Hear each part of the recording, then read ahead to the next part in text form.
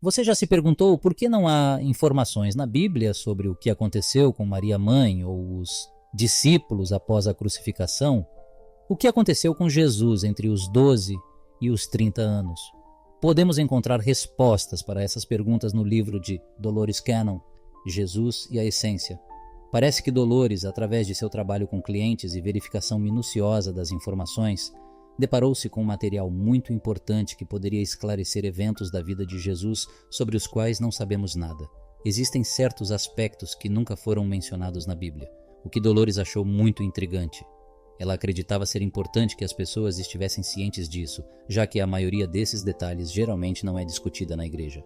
Isso não diminui as crenças religiosas de ninguém. Ela acreditava que, na verdade, as enriquece quando você tem acesso a uma gama mais ampla de informações. A jornada de Dolores Cannon para descobrir essas verdades ocultas deve ter sido uma experiência incrível e humilde. Imagine mergulhar nas informações recebidas durante sessões de regressão puramente por fé e crença, acreditando possuir informações valiosas e sentindo-se compelido a compartilhá-las, mesmo que desafiem normas estabelecidas e algumas crenças religiosas. Pode ser bastante humilde e gratificante. É uma experiência notável ter indivíduos se apresentando para confirmar as informações que Dolores descobriu de várias maneiras. Ela recebeu inúmeras cartas e livros pelo correio de pessoas que poderiam validar e fornecer evidências para muitos dos conceitos apresentados em seus livros. As informações que Dolores Cannon recebeu nas regressões e subsequentemente descobriu por meio de sua pesquisa indicaram que José de Arimateia era uma figura significativa que havia sido largamente ignorada e omitida da Bíblia, com apenas uma breve menção na Bíblia. É afirmado que ele era um homem rico que providenciou seu túmulo para Jesus, mas na realidade ele era tio de Jesus e era parente de Maria. José de Arimateia era uma das pessoas mais ricas do mundo naquela época, tornando-se intrigante porque não há mais informações sobre ele na Bíblia, considerando sua imensa importância e influência durante aquela era. Ele possuía frotas de navios e se envolvia em extenso comércio internacional, lidando principalmente com o estanho, que ele obtinha da mina de estanho na Inglaterra, embora também negociasse outras commodities. O que é interessante é que Jesus estava com ele em todas essas viagens, estudando com os sábios mestres do mundo naquela época. Quando Dolores estava apresentando essas informações na Inglaterra, as pessoas se aproximaram dela e disseram: "Você já ouviu a lenda? Existe uma lenda que diz que Jesus caminhou pelas costas de Glastonbury e várias outras áreas dessa região. De acordo com essa lenda, a mãe de Jesus, Maria, também o acompanhou durante certos momentos quando ele era jovem. Essas lendas ainda são preservadas e valorizadas nessa parte do mundo.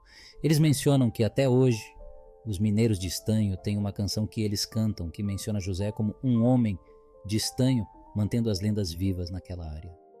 Depois de suas palestras, Dolores recebeu um livro que você pode encontrar facilmente na internet nos dias de hoje, chamado O Drama dos Discípulos Perdidos, por George F. Asia JWT, publicado pela primeira vez em 1961. O livro de Dolores foi publicado muito depois, em 1985. No início desse livro, você pode encontrar muitas informações sobre José de Arimateia. Tudo o que se sabe sobre ele aponta para ele como alguém abastado e de importância e influência tanto nas hierarquias judaicas quanto romanas. O livro revela que, segundo a tradição, José era o irmão mais novo do pai da Virgem Maria. Ele era tio dela e, portanto, tio-avô de Jesus. Essas informações confirmam as descobertas de Dolores. Quando li este livro pela primeira vez, fiquei absolutamente espantado. Ele se baseia em fatos sólidos, com o autor viajando pessoalmente para Roma e vários outros locais onde registros históricos estavam armazenados. Ele mergulhou em registros antigos, descobrindo cartas, livros e inúmeras histórias. Ele descobriu todas essas fontes valiosas que não foram incluídas na Bíblia, revelando que o relato do autor está fundamentado em fatos antigos. Agora, você já se perguntou o que aconteceu com todos os outros personagens da Bíblia após a crucificação? A Bíblia realmente não adentra em suas histórias. O que aconteceu com o restante dos discípulos, ou o que aconteceu com Maria Mãe, esses detalhes são notavelmente ausentes. Então, a partir do livro O Drama dos Discípulos Perdidos, descobrimos que pouco depois da crucificação, os discípulos se encontraram em perigo iminente. José de Arimateia e Maria Mãe também estavam em risco, pois havia um esforço concertado para eliminar todos os associados a Jesus. Ficou claro que eles tinham que deixar Israel. A imensa riqueza e influência de José representavam um dilema, pois sua execução direta poderia ter desencadeado uma significativa revolta e complicações com os romanos, que estavam cientes de seu poder. Em resposta, eles elaboraram um plano que, aos olhos deles, parecia mais prático. Decidiram não executá-lo diretamente, mas deixar a natureza seguir seu curso. Então, o que fizeram foi reunir todos, incluindo José de Arimateia. Ele tomou a decisão de levar Maria Mãe consigo, porque deixá-la em Israel a exporia a um perigo ainda maior. Os romanos reuniram todos esses indivíduos e os colocaram em um barco. Os registros históricos variam quanto ao número exato de pessoas a bordo, com algumas contas sugerindo que poderiam ter sido até 100 indivíduos. As figuras proeminentes incluíam José de Arimateia, Maria Mãe, Maria Madalena, Lázaro e vários outros discípulos cujos nomes são mencionados na Bíblia. Todos foram colocados em um barco que não tinha remos nem velas e depois foram lançados à deriva no Mediterrâneo. O plano não era matá-los diretamente, mas deixar o vasto mar tirar suas vidas. Parecia impossível para qualquer pessoa sobreviver sendo lançada à deriva no mar Mediterrâneo em um barco sem meios de propulsão ou orientação, sem remos e velas. Eles acreditavam ter se livrado desses indivíduos, pois parecia inimaginável que sobrevivessem. Este evento é um dos milagres mais notáveis que Dolores já encontrou. E ela achou intrigante porque não foi incluído na Bíblia. Milagrosamente, o barco encontrou seu caminho através do Mediterrâneo e finalmente encalhou na costa da França, onde o lugar é agora conhecido como Cité Maride, que significa Santa Maria do Mar. Há uma enseada lá com grutas, e quando o barco encalhou, eles procuraram refúgio em uma dessas cavernas ao longo da costa. É verdadeiramente um dos milagres mais surpreendentes. Como eles foram capazes de atravessar o Mediterrâneo sem meios de guiar o barco. É como se a intervenção divina os tivesse guiado para este pequeno local na costa francesa. Hoje, este lugar é celebrado e é conhecido como a Lenda.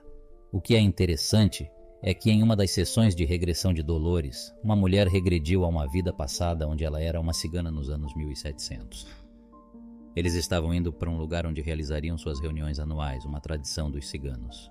Uma vez por ano, eles se reuniam neste local específico para celebrar e resolver quaisquer problemas ou disputas dentro de suas comunidades. Esta reunião anual ocorreu em Saint-Marie-Delma, na costa da França, dentro da gruta. Foi durante esta reunião que Dolores ouviu falar desta lenda pela primeira vez, e na gruta havia estátuas, tornando-a um lugar sagrado. As estátuas representavam as 3 Marias. Uma acreditava-se ser Maria Mãe, outra era Maria Madalena e a terceira Maria, aquela que, segundo a lenda, descobriu o túmulo vazio. Sempre foram mencionadas 3 Marias na Bíblia. Voltando à história, eles desembarcaram na costa e, após descansarem por vários dias, partiram novamente. Alguns deles partiram em um barco muito melhor, enquanto outros partiram em um barco mais humilde que não tinha nem velas nem remos. José de Arimateia, os discípulos Maria Mãe e vários outros embarcaram em um barco muito mais modesto, que os levou para a Inglaterra. Este local na Inglaterra era onde José havia levado Jesus muitas vezes, especialmente quando eles buscavam estanho e ele estudava com os druidas, que tinham uma universidade em Glastonbury.